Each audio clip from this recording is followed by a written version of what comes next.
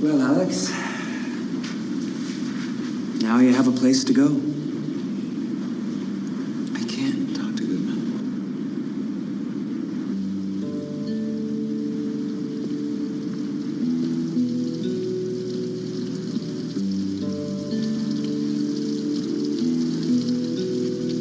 Why not? I just can't. Alex. This was Norman's way of telling you, it's time to go. It was his way of giving you a second chance. It's a great gift, Alex. Take it.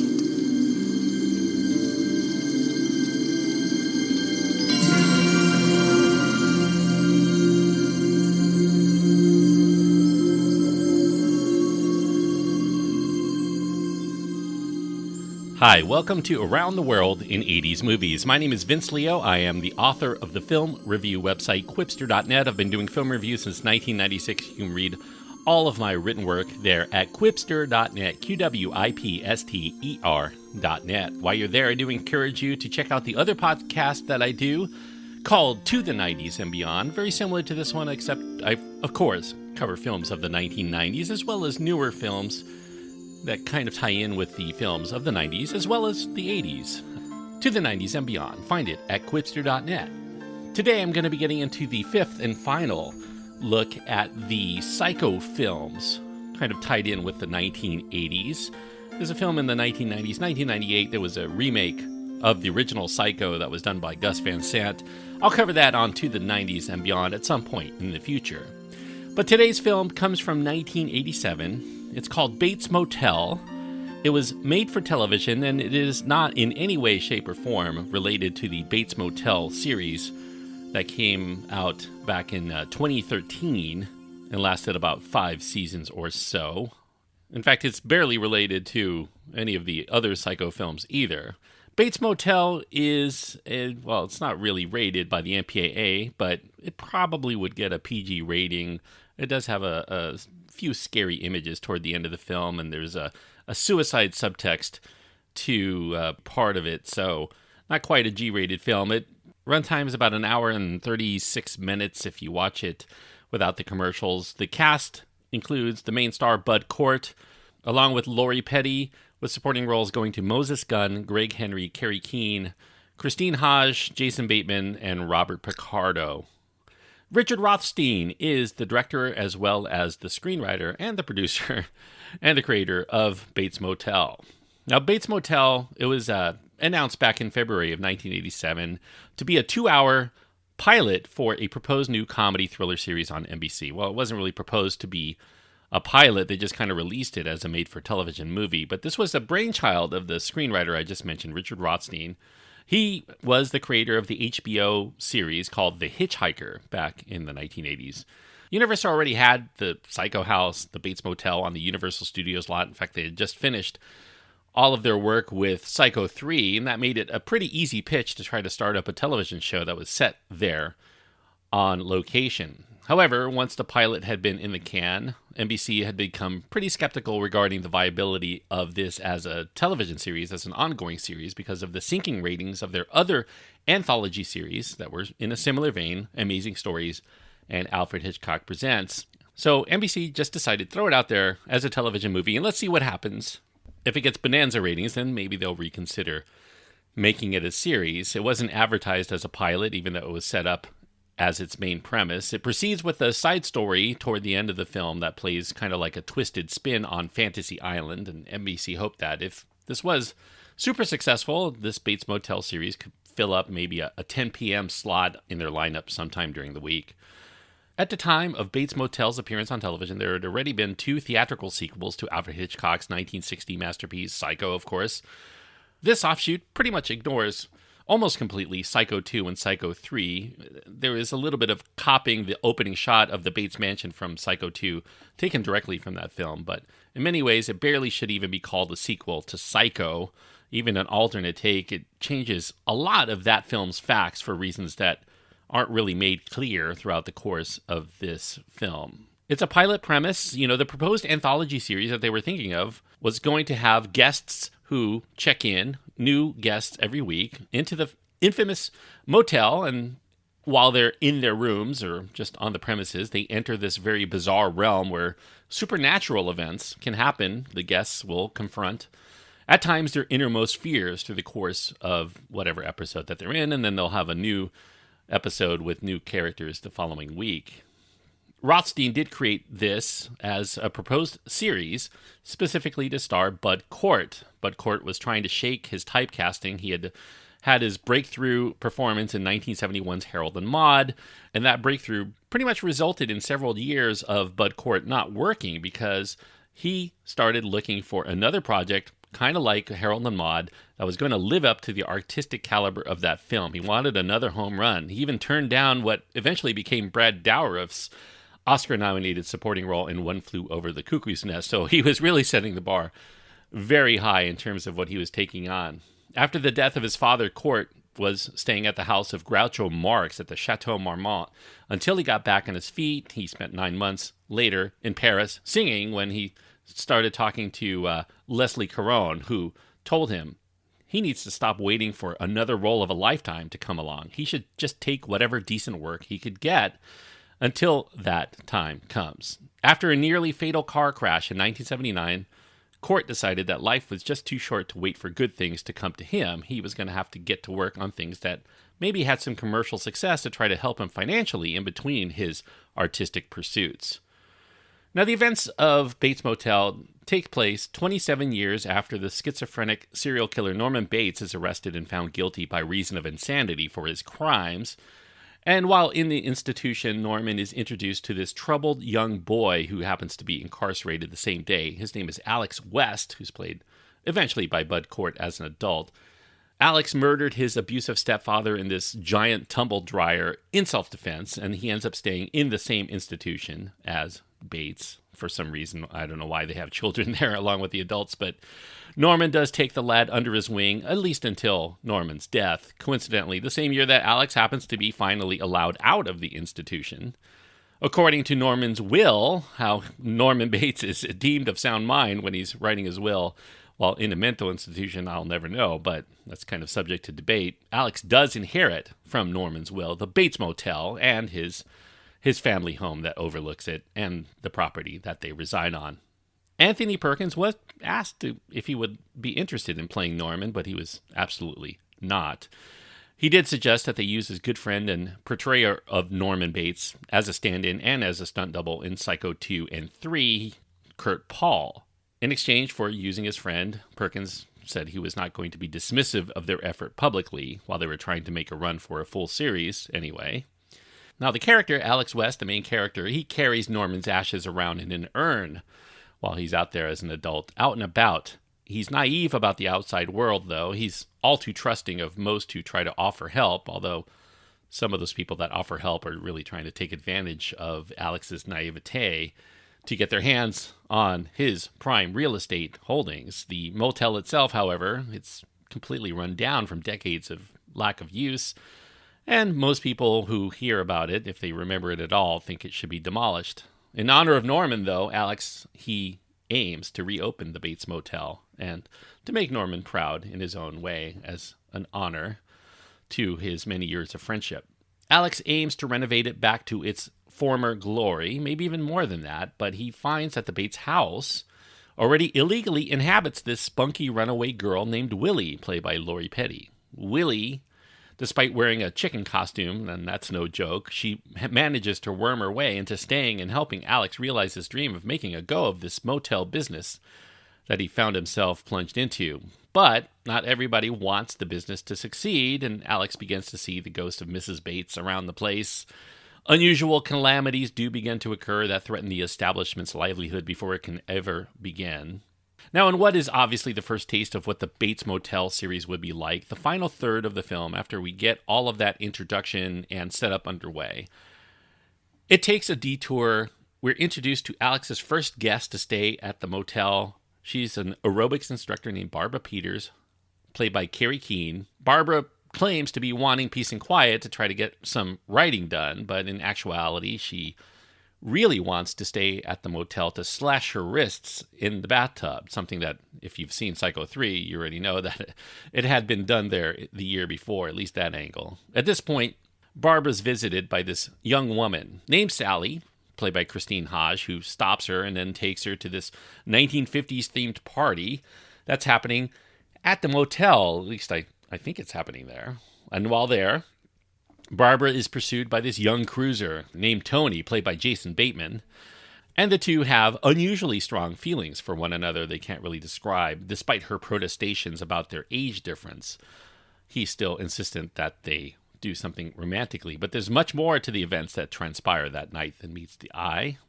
Now, each week's episode of this proposed anthology series was to similarly feature that new guest in the hotel.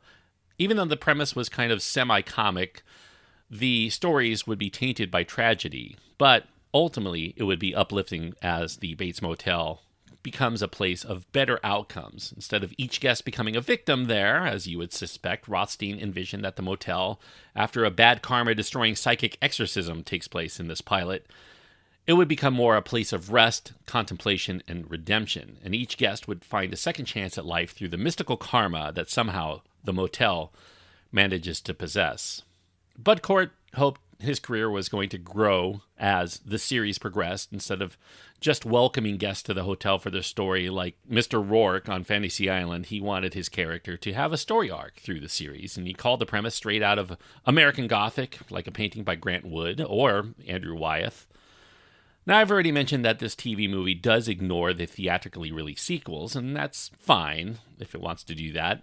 Many more potential viewers might watch this TV movie in its initial airing back in 1987. They probably had only really seen the original Psycho. Maybe they may have been confused by any developments that happened afterward if they didn't see Psycho 2 or 3.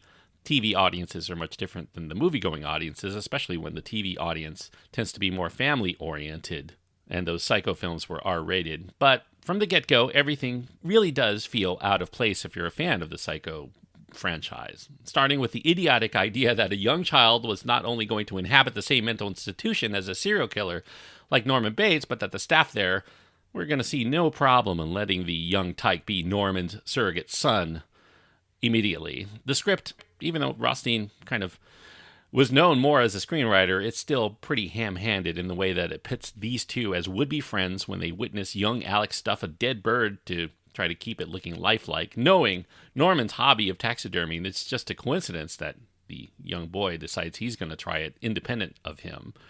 And they suggest maybe he'd do well to learn from the sweet man, Norman Bates, who killed so many women, who filled his own mother with sawdust and sewed her up tight, while he eventually proceeded to butcher pretty much anyone who he felt turned on by or threatened by. And what a nice story, I guess this is already turning out to be if you've seen the original Psycho, right?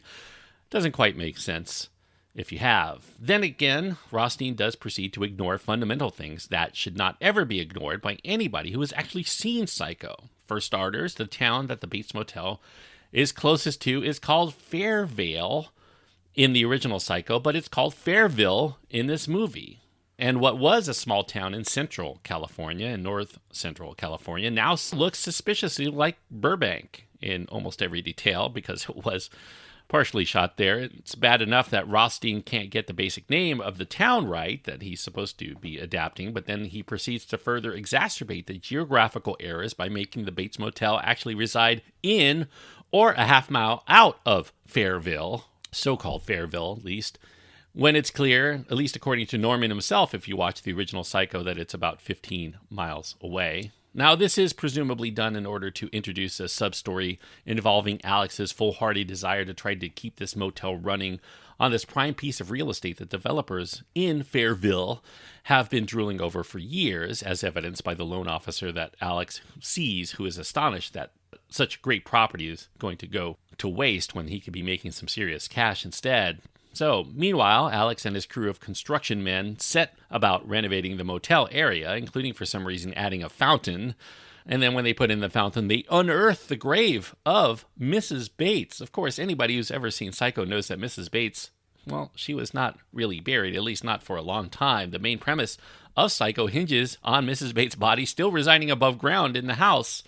I guess it could be argued that they may have finally laid Mrs. Bates to rest in the ground after Norman had been arrested, but the body that they find could not possibly be Mrs. Bates because we all know that her body had been meticulously preserved by Norman through his taxidermy hobby. It would not have decomposed to skeletal status as it is shown in this movie.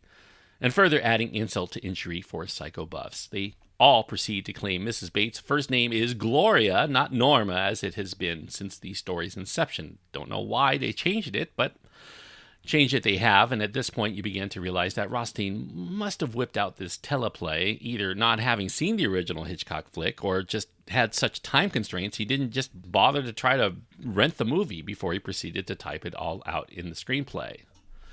Now, Bates Motel did air. It aired on July 5th, 1987. It was at 9 o'clock in the time slot. It fared reasonably well in the ratings in that slot, but not nearly enough to give NBC the kind of confidence to greenlight the series.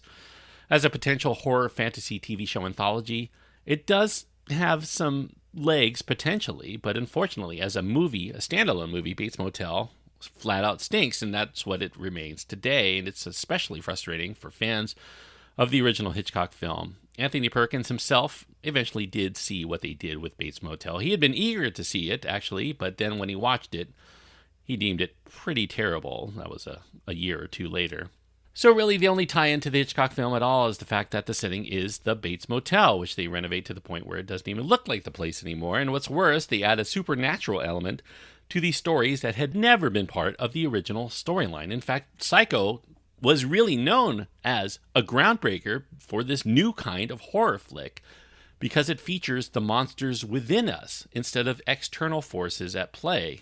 By making it a very standard horror anthology, they negate the very thing that made Psycho such a unique entity when it did come out among all of horror franchises of its time. So even if you do accept the mystical premise, the tone of Bates Motel is still all over the map. It would seem like a comedy much of the time, and certainly the annoying little harpy that Lori Petty plays should never be a character on anything but a really dumb sitcom. But Cort, he does infuse Alex with a sense of seriousness about his intentions and earnestness in respecting the wishes of good old Norman Bates' memory, to the point where he carries Norman's ashes around wherever he goes, and it's pretty ironic here that Norman would choose to be cremated given his history of taxidermy, but that's just one of the curious story angles here, and as silly as it is much of the time, as soon as the Bates Motel gets its first client, the entire tone of the movie takes a complete shift from goofball quirkiness to this melancholy whimsy as we see an attempted suicide followed by this very morose story of lives gone completely to waste. And just when you think the jarring tone shifts are over, Mrs. Bates does make her appearance yet again, only to have, eventually, not one, but two Scooby-Doo caliber demaskings to reveal who is behind the hauntings. Bates Motel, I do think, as a standalone film, it wasn't intending to be a standalone film, but nevertheless, as I mentioned, it exists like that today. It's like the remains of Norman Bates within the film. It should absolutely be burnt to ashes so that nobody has a chance of ever reviving it to haunt television again. Thankfully, this offshoot storyline was going to end with a solitary pilot. It can be completely ignored by fans of the ongoing film series because they never really cross over into each other at all. It's with the exception of maybe Kurt Paul being in it, Kurt Paul being in all of the Psycho sequels. That's just desserts for a film that completely ignores the original film, its series, its subsequent sequel series, as well as its fans. So 1.5 stars is the best I can give. Bates Motel, 1.5 stars on my scale means that it is a poor movie. I don't recommend it to most people, except for the absolute completists out there who must see and own all of the Psycho tie-in series that have ever been made out there.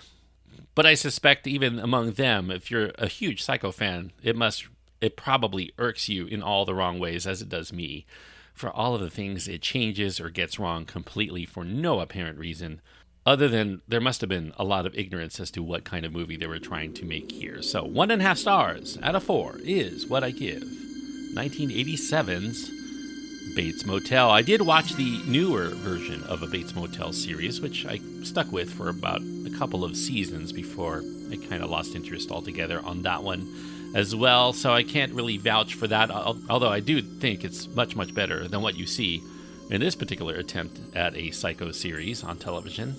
Thank you, everyone, for listening to this look at this fairly obscure film. If you do want to see it, it did get released on DVD eventually back in 2013 when the other Bates Motel series did debut on television. And you can find it kind of in a 4-pack with the other Psycho sequels, Psycho 2, 3, and 4. Along with Bates Motel, you can also find it for sale as a standalone DVD as well. It never did progress into Blu-ray.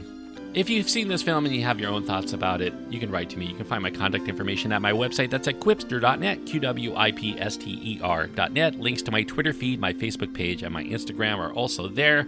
Email is the best way to get in touch. As far as what I'm going to be covering next week, well, I've run out of the Psycho series, which was, of course, inspired by the original Hitchcock film. I'm going to get into another film that was inspired by Psycho, the original Hitchcock film, from 1980, from a director known for directing a lot of Hitchcockian films, at least during the 70s and 80s, and somewhat a little bit into the 1990s. His name is Brian De Palma, and he did a film called Dressed to Kill, pretty much stealing a lot of elements from the original Psycho, but definitely adding a lot more in terms of a lot of sex and violence, especially. But I'll get into the making of that, and there's a lot to talk about there on next week's episode. So check out Dressed to Kill from 1980, Brian De Palma at his peak for the next episode. And until then, thank you everyone so much for joining me as we travel around the world in 80s movies.